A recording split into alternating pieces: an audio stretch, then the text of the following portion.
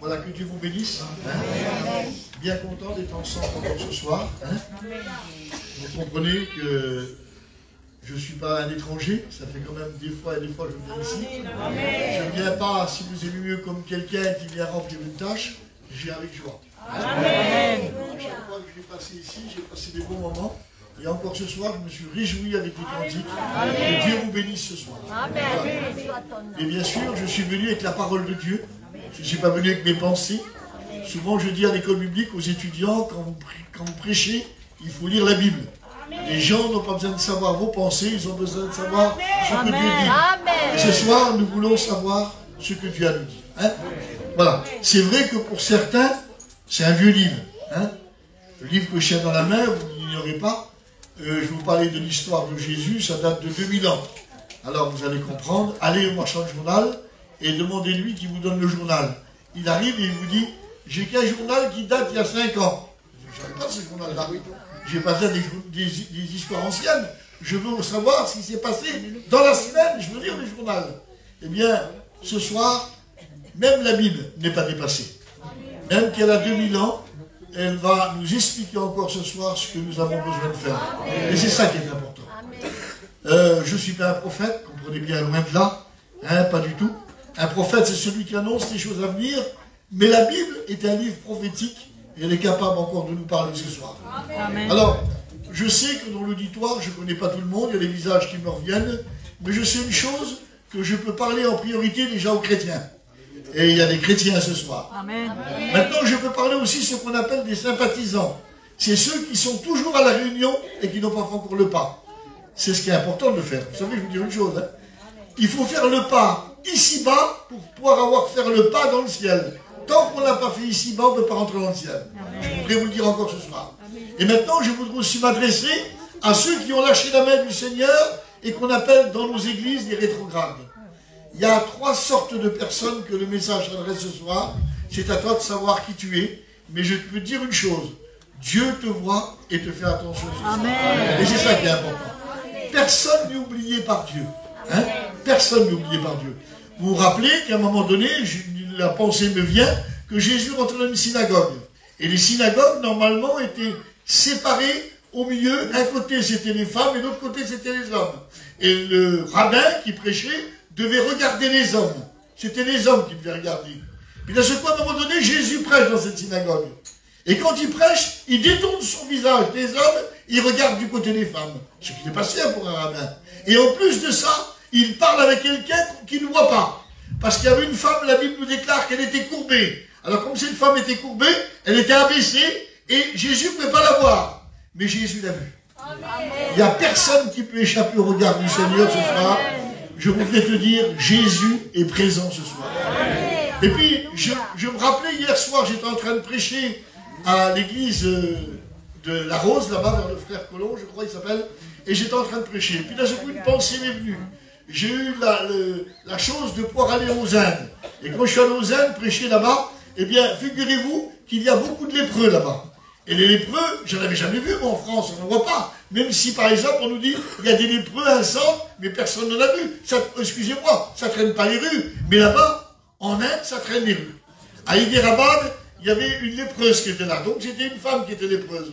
Et je vous explique comme c'est choquant. Elle avait la lèpre, si vous aimez mieux, dans le visage, là. Et quand vous passez à côté d'elle, vous voyez par ce trou-là, vous voyez la langue, vous voyez les dents. La lèpre l'avait rongée.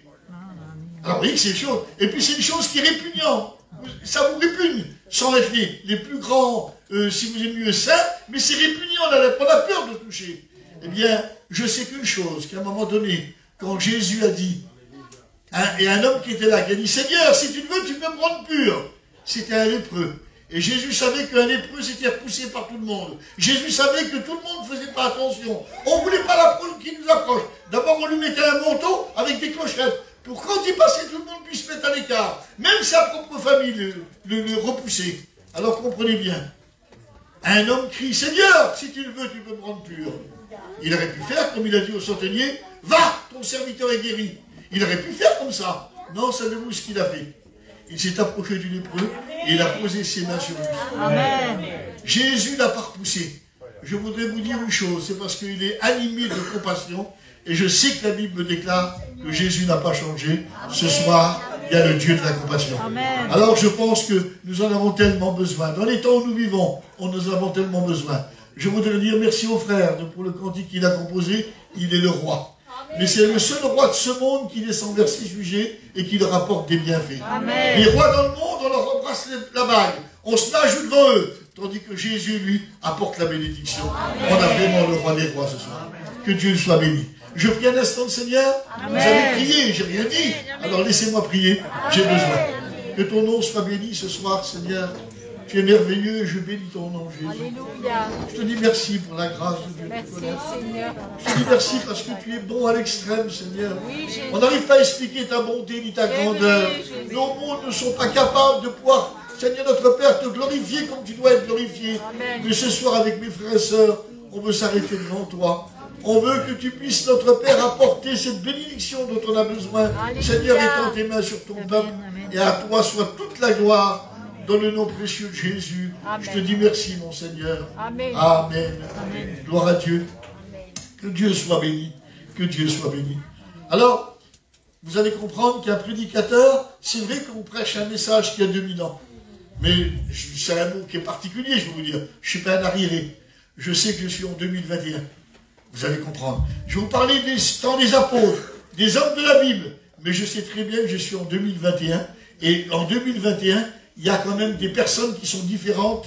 Dans ce temps-là, ils vivaient à dos de chameau ou à dos d'âne. Maintenant, tout est différent. Vous avez beau dire ce que vous voulez, c'est différent. Mais Dieu, lui, n'est pas différent. Il sait qu'on est en 2021 ensuite. Et il a aussi un message pour chacun de nous. Il n'est pas dépassé par la génération. Vous savez, des fois, on voit quelqu'un, on dit, moment qu'il est arrivé, celui-là, il n'est pas moderne. Jésus, lui, n'est pas touché par toutes ces choses-là. Il a le même message, quels que soient les siècles. Parce que Jésus ne s'adresse pas aux vêtements, ni à la coiffure, il s'adresse au cœur. Et le cœur, c'est important. Et je crois que nous sommes venus avec notre cœur ce soir. Hein? On a pu s'apprêter comme on veut. Mais ce qu'on a besoin ce soir, c'est pas que Jésus nous donne un foulard, ou si vous aimez mieux, ou une paire de gants pour les hommes, mais qui touche notre cœur et qui bénisse notre intérieur. Nos vies ont besoin de lui. Alors je regarde, et je voudrais vous lire la parole du Seigneur, et je pense que vous allez comprendre que ce que je vais vous lire là, c'est ce que nous vivons en ce moment. C'est dans 1 Thessaloniciens, chapitre 5, verset 1er. Écoutez bien. Pour ce qui est des temps et des moments, vous n'avez pas besoin, frères, on peut rajouter sœurs, qu'on vous en écrive. Car vous savez bien vous-même que le jour du Seigneur viendra comme un voleur dans la nuit. Quand les hommes diront paix et sûreté, alors une ruine soudaine les surprendra. Amen. C'est ce que je voudrais vous dire ce soir. Alors, le texte commence. Nous allons le détailler tout simplement. Vous savez, on ne s'attend pas. Je voudrais vous dire, on est tombé dans un siècle maintenant que les gens aiment des prédications. Les gens viennent pour écouter les prédications. Plus qu'elle est bizarre, plus que ça leur plaît. Plus qu'elle est extraordinaire, plus que ça leur intéresse. Mais je voudrais vous dire une chose. On a besoin du mot de Dieu ce soir. Amen. Je regarde dans la parole de Dieu, et puis le mot de Dieu. Il y a un homme qui était malade depuis des années. Il se trouvait dans un endroit, ça s'appelle la piscine de Bethsaïda. Jésus est arrivé. Et quand il est arrivé, il s'est mis devant le malade. Et vous savez ce qu'il a dit, Jésus? Il a dit, veux-tu être guéri? Jésus n'a pas fait une prédication. Jésus lui a demandé ce qu'il avait besoin. Et il y en a trop qui veulent des grandes choses. Mais ce que Dieu voudrait te dire ce soir, c'est ce que tu as besoin.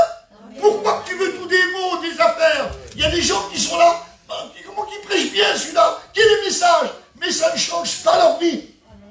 C'est vrai. On peut expliquer bien des choses, mais si rien se passe ce soir, moi je vous dis en toute vérité, c'est pas que je suis plus qu'un autre, mais à cause que je prêche la parole de Dieu, je veux que Dieu m'accompagne. Moïse a dit un jour, Seigneur, si tu viens avec nous, on ne bouge pas, nous, on n'y va pas. Eh bien moi je veux parler comme Moïse, pas que je suis comme Moïse, mais je veux parler comme lui. Si ce soir il ne se passe rien, c'est-à-dire, à quoi ça sert que je prêche la parole de Dieu? À quoi ça sert s'il n'y a pas un malade de guéri? À quoi ça sert s'il n'y a pas une personne de sauvée? À quoi ça sert? J'ai autant de choses à faire dans le monde. Mais Dieu m'a appelé pour le servir. Il m'a dit, sans moi, tu ne peux rien faire. Alors vous allez comprendre, j'ai besoin de toi, Seigneur. Amen. Hein? C'est tout simple, mais c'est la vérité. Alors je voulais vous dire une chose. Nous ne sommes pas ignorants de ce que nous vivons. Nous sommes dans des temps difficiles. Je pense que vous devez vous en rendre compte.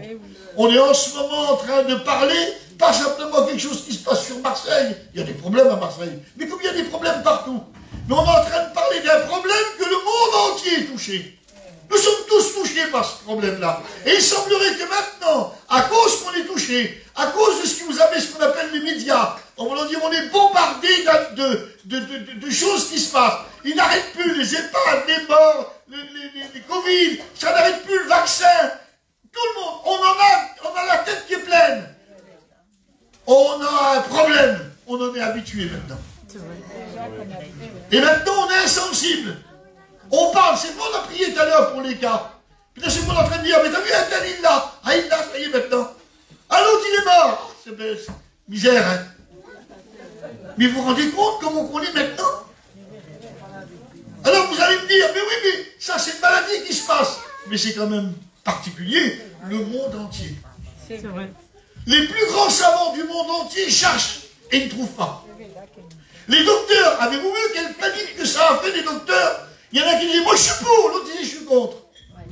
Les infirmiers qui apportent les vaccins, moi je ne me fais pas vacciner. Si tu vaccines pas les gens, on te sort dehors, tu n'as plus la place en hôpital. J'accepte, je sors pour ne pas faire ça.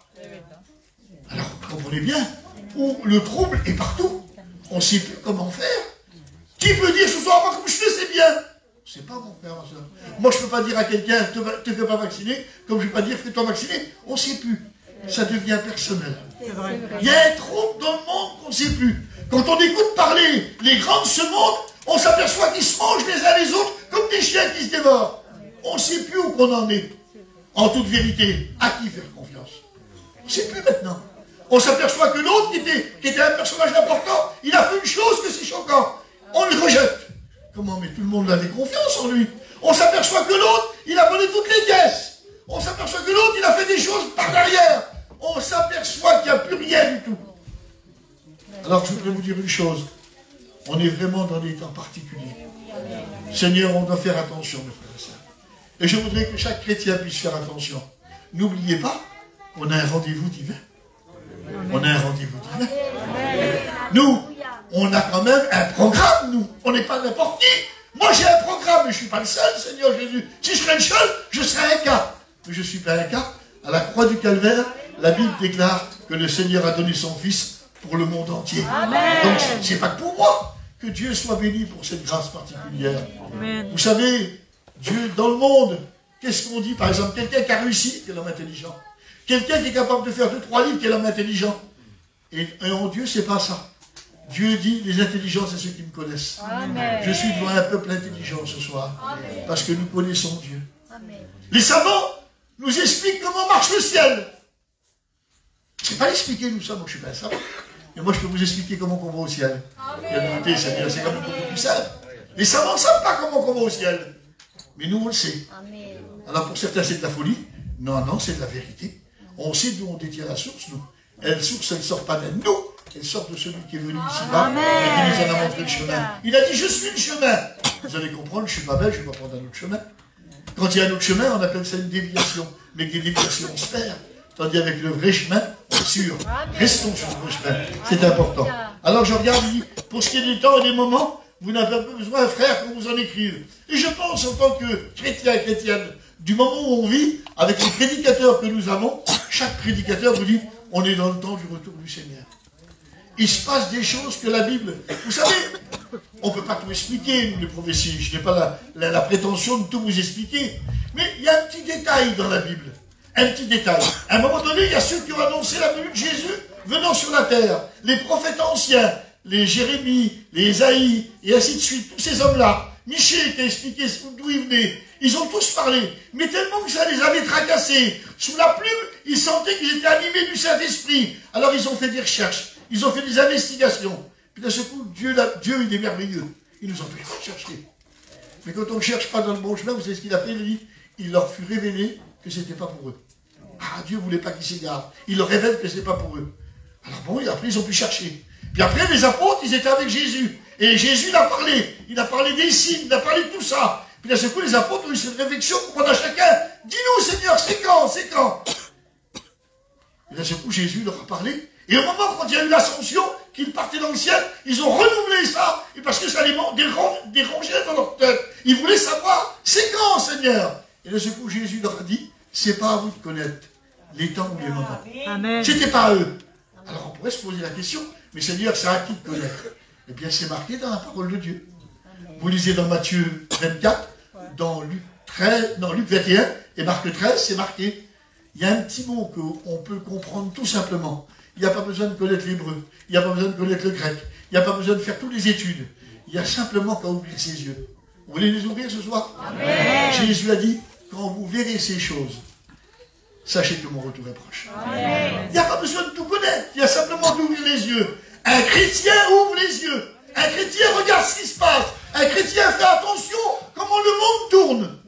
Je voudrais vous le rappeler ce soir. Il y a trop de choses que le Seigneur nous a prévues dans sa parole. Paul ou Pierre pourraient venir ce soir et dire on les ferait, il serait là ce soir. On dirait Paul, dis-nous un mot, quel mot que tu as à nous dire? Eh bien Paul dirait, les prophéties que j'ai annoncées, je ne les ai pas vues, mais vous les voyez. Amen. Nous sommes le peuple qui voit, la génération qui voit. C'est marqué dans la parole de Dieu. Alors je pense que ce soir, en tant que je ne suis pas le plus grand intelligent, je ne suis pas le plus grand des sages, mais je vais quand même faire attention. Je crois que si la parole me donne un avertissement, je dois le considérer. Combien de jeunes n'ont pas écouté leurs parents et quels dégâts ils ont eu? Les parents ne voulaient pas faire comme en faire de leurs enfants des esclaves. Mais c'est mon fils, si tu fais ça, ça ira pas. Le petit dit, moi non, les copains le font. Et puis regarde, ça a pu été. Non, je voudrais vous dire une chose. On n'est pas des petits enfants ce soir. On est quand même des gens qui connaissent le message de Dieu. Amen. Et on sait que Dieu ne peut pas nous tromper. Au contraire. Puis j'aime bien la façon dont on parle de Jésus. Jean chapitre 14, quand il dit, si c'était pas comme ça, il dit, je vous l'aurais dit. Vous ne pouvez pas trouver plus beau comme langage. Il dit, si c'est pas comme ça, moi je vous l'aurais dit. En voulant dire que je ne peux pas vous tromper. Prenez un repère. Hébreux 6, 18. C'est marqué. Vous savez que les anges ont dit, je crois que c'est dans Luc, chapitre 1er, ils ont dit, rien n'est impossible à Dieu. Ah, ça c'est formel. Les anges qui viennent avec le Seigneur, ils disent, rien n'est impossible. Et pourtant, moi je pourrais vous dire, il y a une chose d'impossible que Dieu ne peut pas faire. C'est marqué dans Hébreux 6, 18. C'est impossible que Dieu mente. Alors je pense que ce soir, quelle force nous avons quand on s'appuie sur Dieu. Amen. Hein? Que Dieu soit béni. Alors, je regarde, et puis la Bible continue. Vous savez bien vous-même que le jour du Seigneur viendra comme un voleur dans la nuit. Voilà ce que dit la parole de Dieu. Viendra dans la nuit. Mais mes frères et sœurs, vous allez comprendre, il n'est pas question de nuit, comme en pleine nuit qu'il va venir. Pourtant c'est marqué. Mais comprenez bien. Je voudrais vous dire, vous savez très bien que la Terre est ronde. Et nous, quand on est en France, au même moment, en Amérique, il est 6 h du matin. Vous comprenez ça? Alors, ça peut pas être la nuit dans le monde entier. Il n'est pas question de cette nuit-là. Comme la nuit, le jour et la nuit.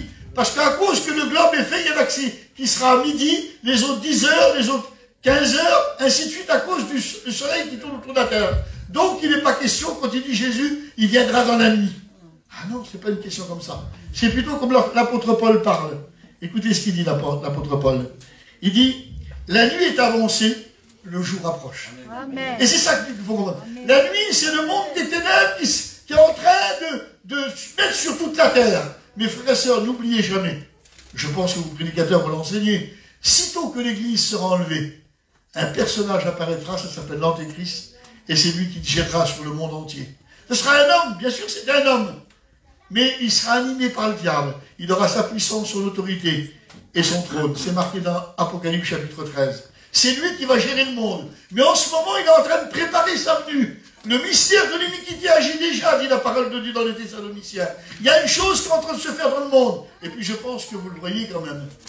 On le voit. Alors, je voudrais vous citer un texte pour vous rappeler que c'est important. Matthieu 24, 12.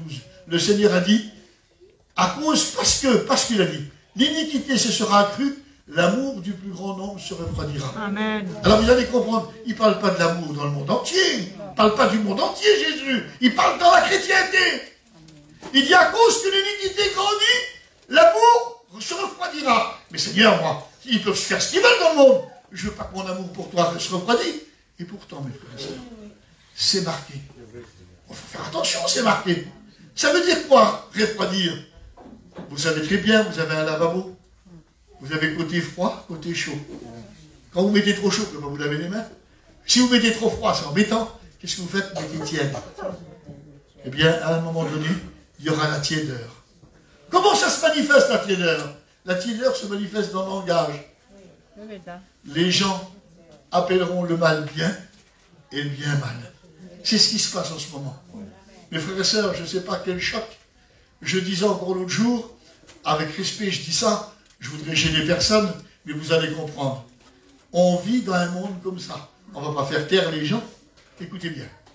Vous savez, comme moi, aujourd'hui, 2 hommes peuvent se marier ensemble. 2 femmes peuvent se marier ensemble. Vous n'avez pas le droit de dire un mot. Parce que si vous dites quelque chose, moi je suis en train de prêcher là, si je parle sur ces personnages-là, quelqu'un peut venir et peut me faire passer en justice. Le diable a réussi à faire taire ça. Il l'a légalisé au monde entier, il voudrait aussi que nous on le légalise. Mais on ne peut pas légaliser le péché, mes frères et sœurs. Je m'excuse. Le mal s'appelle mal et le bien s'appelle bien. Vous comprenez? Alors, je voudrais vous dire une chose. Il a réussi par sa puissance que le monde entier, alors que normalement, que vous voulez ou non, avant que la loi de Moïse soit donnée, lorsque vous lisez le livre de la Genèse, c'est le premier livre de la Bible, avant que la loi de Moïse soit donnée, Dieu avait dit, l'homme et la femme, quand il dit l'homme quittera son père pour s'attacher à sa femme, ils deviendront une seule chair. Avant que toute loi, toute chose de Dieu soit donnée, déjà là, Dieu avait commencé par le mariage, c'était ce qui était sacré pour Dieu. Le diable a réussi à casser cette alliance que Dieu avait fait dès le départ, et il se promène d'ici-bas de ce monde. Mais je voudrais me lever en tant que chrétien. Moi, je ne dis pas le bien, c'est le bien. Je dis le bien, c'est le bien, et le mal, c'est le mal. Amen. Je veux rester dans mon langage correct. Amen. Je ne veux pas de la ténèbre. Ils nous ont habitués. Ils nous ont habitués. L'autre jour, j'étais à une réunion. Et ce coup, j'ai dit simplement un mot. Écoutez bien. J'ai dit, mes frères et sœurs, et il faut s'imaginer, hein, comprenez bien. Imaginez un instant que là, ce coup, le Seigneur, il m'a mandaté pour dire, voilà, je vais passer une soirée chez un chrétien ou une chrétienne. Qui veut l'inviter? Automatiquement, je pense que vous êtes aussi d'accord. Vous ne voulez pas que Jésus passe une soirée chez vous? Hein? Alors, là, on levait la main. Amen. Puis là, ce coup, je dis, je suis sûr que lorsque vous allez être chez Jésus, vous allez lui faire votre meilleur repas. Les femmes vont faire le meilleur gâteau. Vous allez comprendre. Mais là, ce coup, j'ai posé une question. Jésus est assis, que tiens, comme les frères sont assis, ils sont chez eux. Puis là, ce coup, j'ai posé une question. Est-ce que vous allumez la télé? On n'allume pas la télé s'il y a Jésus. Parce que s'il y a la télé, on ne pourrait pas le regarder devant Jésus. Je ne dis pas qu'on regarde des choses vilaines, mais même n'importe quelle chose, on ne peut plus regarder la télé devant Jésus. C'est vrai. Alors, ça veut dire tout ça, je ne condamne personne, mais ça veut dire comment on s'est habitué à toute chose. On s'est habitué. Je voudrais vous dire une chose, le mal a fait son grand dégât dans le monde entier. De nos jours d'aujourd'hui, c'est difficile. Les chrétiens écoutent la parole de Dieu. Comme je disais tout à l'heure, ils veulent que des prédications. Mais quand ils sont dehors, vous voyez, pourtant c'est juste une petite fenêtre. Dehors, ils oublient tout. Jésus leur a dit, je me souviens dans le temps, c'est vrai que des fois quand on est ancien, on dit dans le temps c'était mieux. Laissez tomber ce système-là. Il faut appeler les choses vraies. Dans le temps, quand le Seigneur nous appelait et nous faisait comprendre qu'il fallait davantage compris, quand on sortait dehors, on se réunissait, on priait ensemble ce soir. Quand le Seigneur nous rappelait qu'il ne faut pas vivre toujours dans sa maison, pour les sœurs, ne faire que du nettoyage, jamais s'occuper de la voisine d'en face. Alors quand Dieu nous disait d'aller témoigner, qu'est-ce qu'on faisait? Apprendre à aller témoigner. Maintenant, au jour d'aujourd'hui, on dit, ah, il a bien prêché le garçon-là. Et puis des fois, on en rigole même de ce qu'il dit. Non, mes frères et sœurs, il faut comprendre que nous sommes venus d'un temps difficile. Alors je regarde l'apôtre Paul, et il dit dans Thessaloniciens, il dit dans Timothée, il dit, dans les derniers temps, il y aura des temps difficiles. Alors, tout le monde tend le dos, que ça va être? Les temps difficiles, dans les derniers jours. Mais je me suis aperçu, mes frères et sœurs, il ne parlait pas de guerre, il ne parlait pas de famine, il parlait de l'Église. Parce que vous allez comprendre, il a parlé, il dit, dans les derniers temps, les gens sont ravis de l'argent. Alors, ça veut dire qu'il y a encore de l'argent. On travaille encore, on en gagne encore. Il a dit dans les derniers temps. Donc c'est pas au niveau de l'argent. Il est dans les derniers temps, il dit, les gens aimeront le plaisir plus que Dieu. Ah, je vois qu'il y a encore des loisirs. Donc c'est pas quelque chose qui va nous tomber dessus et qui va nous faire mourir. On va être en prison, pas ça du tout. Non, c'est quelque chose que on se laisse gagner. De nos jours aujourd'hui, mes frères et sœurs. La Bible déclare, aimant le plaisir plus que Dieu. Et où c'est mauvais pour la chrétienté, c'est ça. Ayant l'apparence de la piété, mais reniant ce qu'en fait la force. Mes frères et sœurs, je parle avec liberté, hein, vous allez comprendre. Je ne parle pas pour vous ce soir. Je vous parle par rapport à comme le Christ parle à son Église dans les temps de la fin. Et s'il a donné des avertissements, vous et moi, attention, moi aussi je suis dedans, on doit faire attention à ce qu'il a dit. Jésus connaît toutes choses. Il ne parle pas en vain. Vous savez, à un moment donné, on dit que Jésus connaît toutes choses. Et pourtant, dans le jardin d'Éden, il fait « Adam, où es-tu? Adam, où es-tu » Ça veut dire, mais alors tu sais pour qui là, Seigneur? Si, il savait où il était.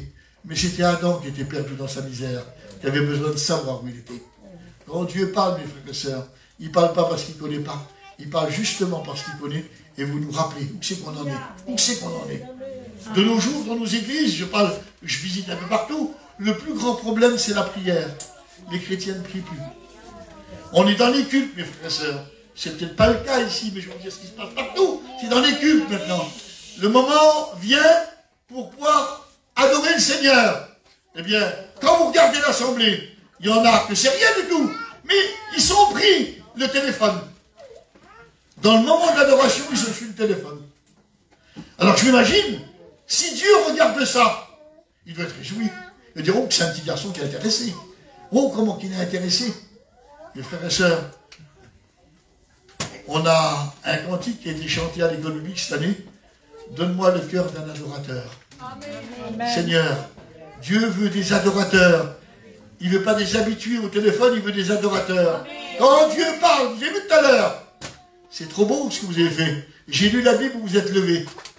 Mais ça ne servirait à rien si vous êtes remis assis et vous vous mettez sur le téléphone. Ça ne servira à rien de vous avoir levé. Ça aurait fait religieux ce que vous avez fait. Mes frères et sœurs, on ne vit pas religieusement, on vit spirituellement. Et on a besoin de ça. Je voudrais vous dire, dans nos églises maintenant, il n'y a plus de prière. Quand on est le dimanche matin au culte, demandez au pasteur. Il dit voilà, dimanche, il va y avoir 7 qui vont prier. Celui-ci, celle-là, l'autre là-bas, et après c'est fini. Après, il n'y a plus de prière. Et après, tout le monde attend. Quand on sent que le pain est distribué, ça commence à regarder partout. Il n'y a plus, si vous aimez mieux, cette attention d'être devant Dieu. On n'arrive plus à se mettre devant Dieu.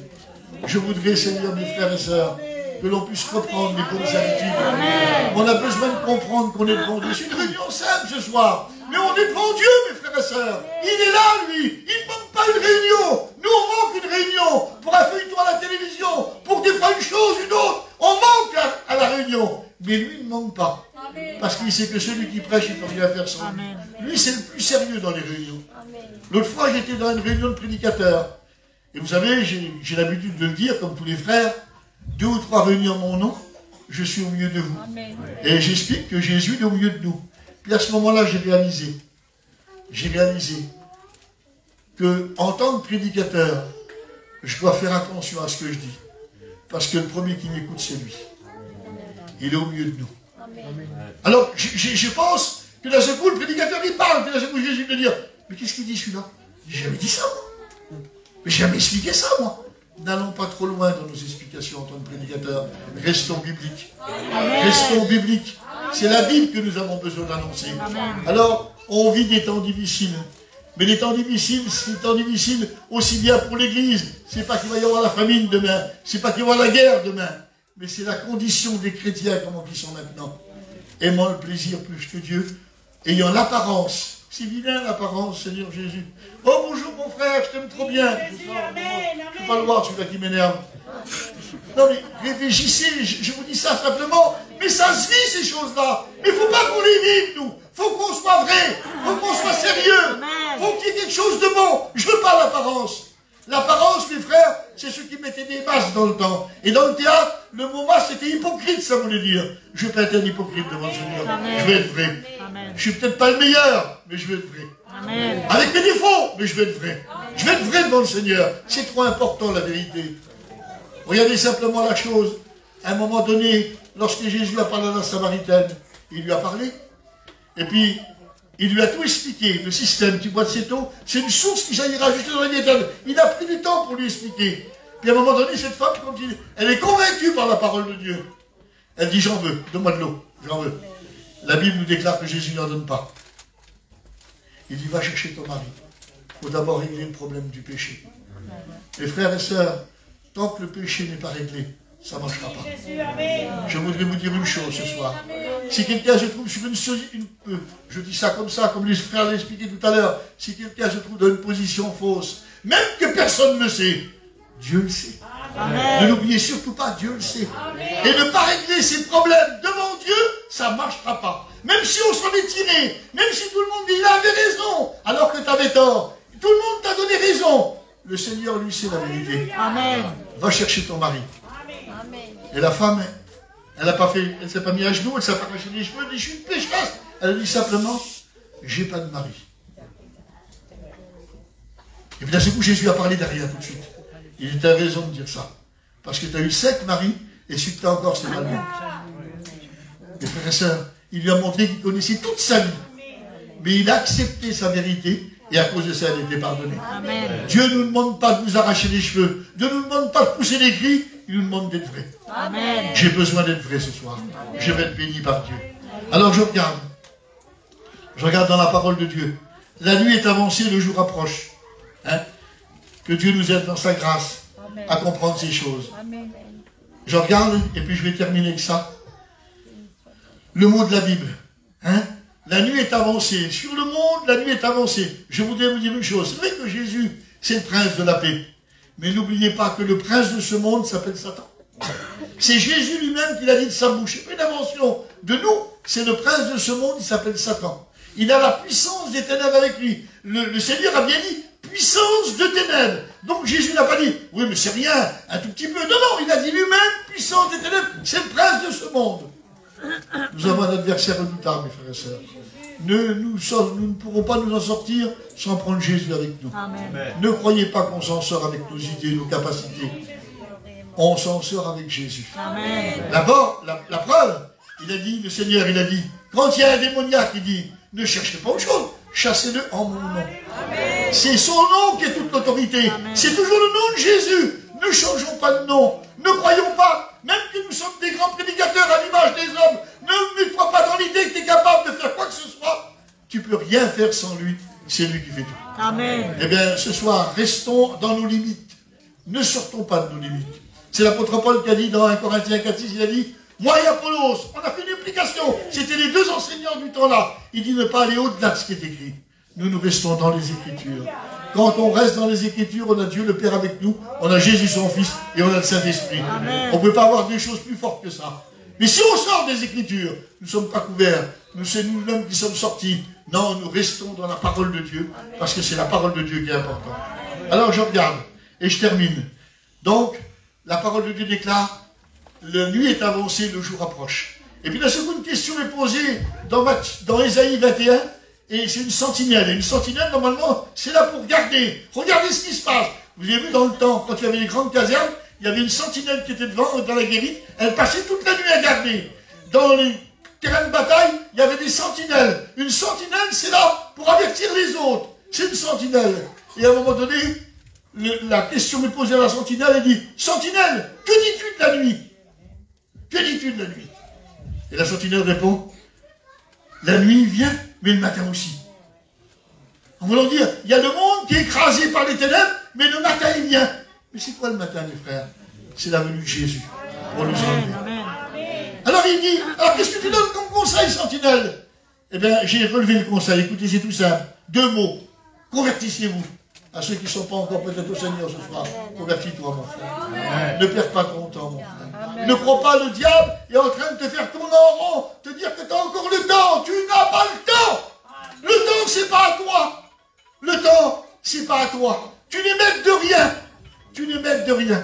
Je voudrais vous rappeler ce soir, on a le privilège ce soir d'avoir le plus grand trésor qui peut venir dans nos cœurs, dans nos vies, et qui peut nous emmener jusque dans la vie éternelle. Mes sœurs, je vous parle à vous ce soir. Je ne suis pas venu vous vendre, ça se peut aussi bien les hommes en mettre maintenant. Hein. Je ne suis pas venu vous vendre de la pommade anti-rides. Le Seigneur n'est pas venu vous vendre de la teinture pour les cheveux. Le Seigneur, il est venu pour nous donner la vie éternelle. C'est autre chose, ça, mes frères. C'est autre chose, ce n'est pas des produits quelconques, c'est la vie éternelle. Amen. Alors il dit à l'un, reconvertissez-vous, convertissez-vous. Et aux autres, il dit, revenez, revenez, En voulant dire ceux qui se sont égarés du chemin. S'il y aurait quelqu'un d'égaré ce soir, s'il y aurait quelqu'un qui a abandonné la main du Seigneur, je t'en supplie. Je t'en supplie. Ce soir, je te le dis avec vérité, c'est pas même moi qui te tend la main. Il va encore te reprendre la main et te remettre dans le troupeau. Amen. Et tu vas dire, oui, mais j'en ai trop fait. Il a la capacité par son sang de te purifier. Amen. Si tu fais comme cette femme qui était samaritaine, mais qui a dit, Seigneur, elle lui a dit la vérité. Quand on dit la vérité, Jésus n'en demande pas plus. Amen. Vous savez, on croit des fois que se repentir, c'est crier au secours, s'arracher les cheveux. Je regarde à la croix du calvaire, je regarde le brigand. La Bible déclare, c'est lui-même qui dit à son copain, il dit, on a ce que mérite nos crimes. Il est mon pluriel, lui, nos crimes. Donc c'était pas, en voulant dire, un enfant de cœur, cet homme-là. On a ce que mérite nos crimes. Et ensuite, quand il a parlé à son copain, Jésus l'a entendu, il s'est tourné vers Jésus, puis il a dit, Seigneur, souviens-toi de moi dans ton règne. Amen. Jésus n'a pas dit, tu t'es pas assez repenti, tu n'as pas assez pleuré, tu n'as pas assez crié. Non, il a été vrai, c'est ce qui est agréable à Dieu. Amen. Il a dit, aujourd'hui, tu seras avec moi dans le paradis. Seigneur, il n'y a pas plus beau. Non, je vois un Jésus qui est capable de nous comprendre quand on dit la vérité. Quand on est vrai, c'est ça l'importance. On doit être vrai. Alors je regarde dans la parole de Dieu, et pour les engager, nous les chrétiens, les frères et sœurs, je termine ma lecture pour nous. On la suit ensemble, écoutez bien. Mais vous, frères et sœurs, vous n'êtes pas dans les ténèbres pour que ce jour vous surprenne comme un voleur. Vous êtes des enfants de la lumière. Amen. On a reçu la lumière. Jésus a dit, celui qui me suit ne marchera pas dans les ténèbres, mais il aura la lumière de la vie. Amen. Et en plus, il nous a fait un don excellent. Il dit, c'est vous, les lumières du monde. Dans ton quartier, dans ton HLM, dans ton terrain où tu te trouves, tu es une lumière. Joue le rôle de la lumière. Ne sois pas un choc pour les gens. Ne sois pas ténèbres pour les gens. Sois lumière. Amen. Et la lumière nous permet de découvrir les merveilles. Amen. Les merveilles.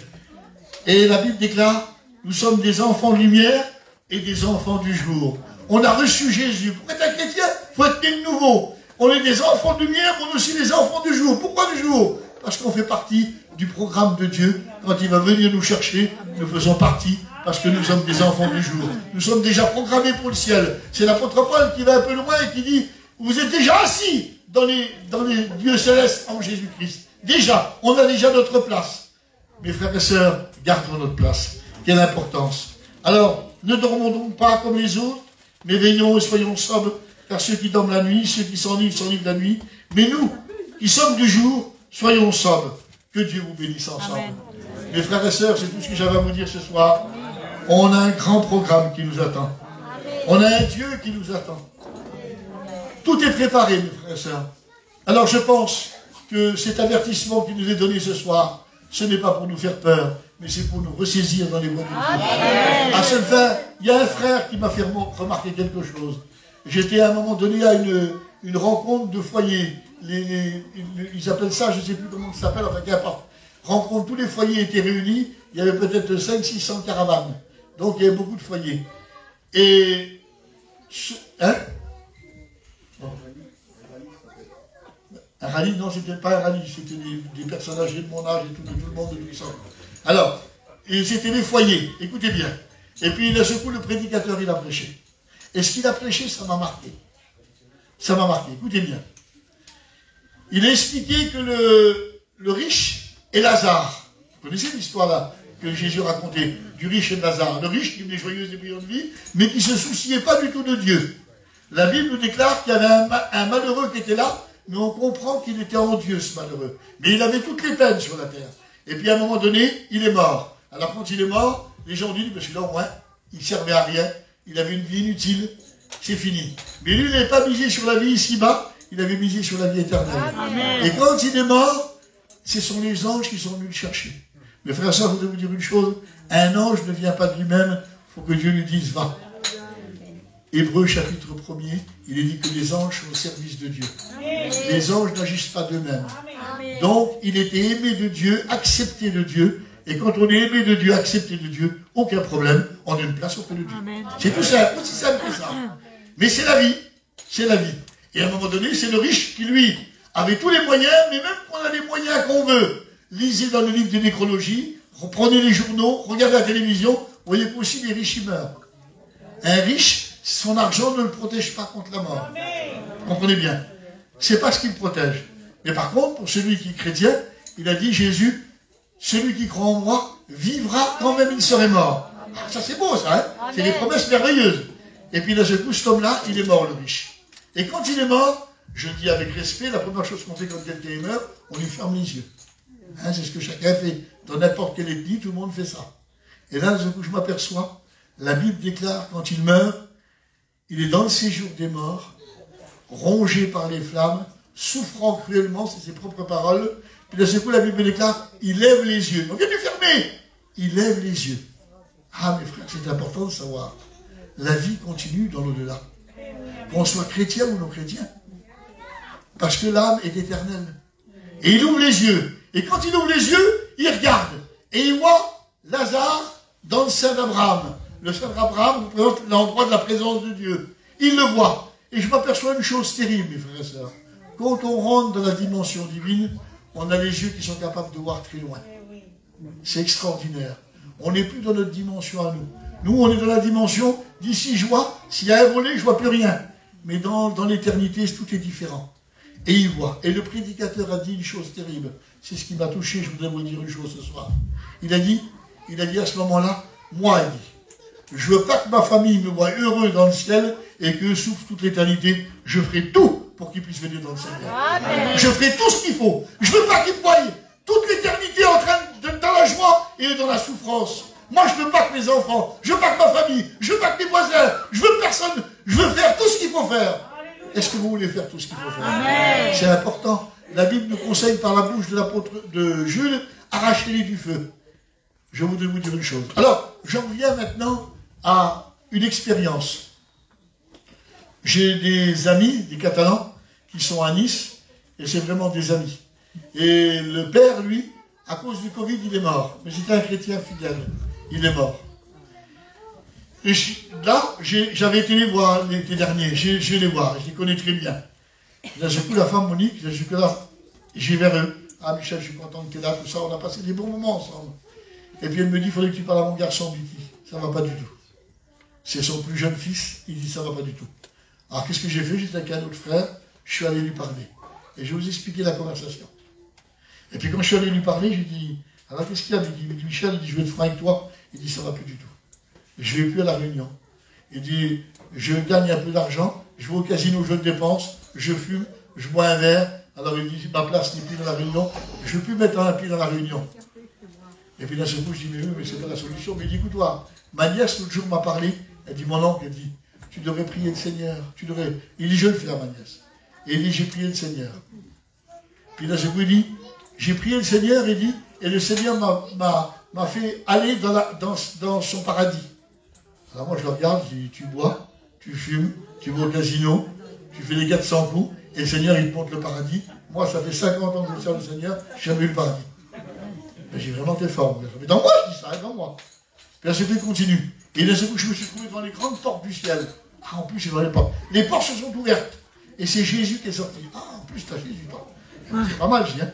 Pas mal. Hein. Et il dit, j'étais là, et je ne voyais pas son visage, je voyais un grand personnage. Puis là, à un moment donné, il m'a dit, qu'est-ce que tu veux? Il dit, je veux voir mon père. Et il dit, il est là? Et Jésus m'a répondu, oui, il est là. Il dit, je voudrais le voir. Mais il dit, viens, je vais te le montrer. Alors, je l'écoute comme ça, je dis, c'est un peu particulier. Hein.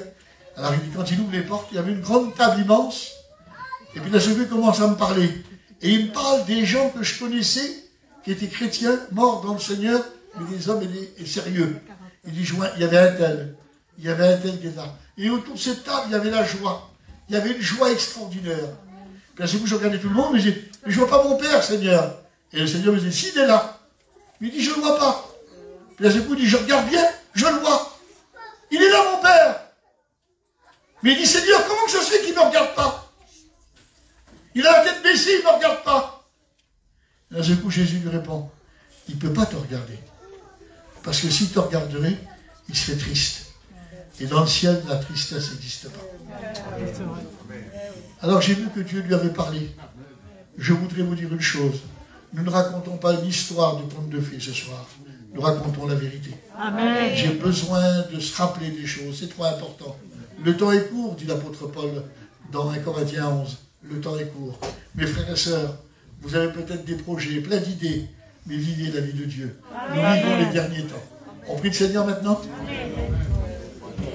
Que ton nom soit béni, Seigneur, parce que tu es un Dieu merveilleux. Par ce que tu rappelles, dans le chemin de la vérité, et tant ta main sur ton peuple ce soir. Bénis les cœurs. S'il y a un cœur fatigué, redonne-lui le courage. S'il y a un cœur meurtri, Seigneur, viens penser ses blessures. S'il y a un cœur qui est troublé, Seigneur, apporte-lui le calme et la paix. Seigneur, il n'y a que toi seul qui peut faire ces choses. Je suis dans le monde, on dit, on veut rester sur ton chemin, comme tu le dis, coûte que coûte. On ne veut pas te lâcher, Seigneur. Bénis mes frères et sœurs. Que ton nom soit béni, Jésus. Dieu vous bénisse. Amen.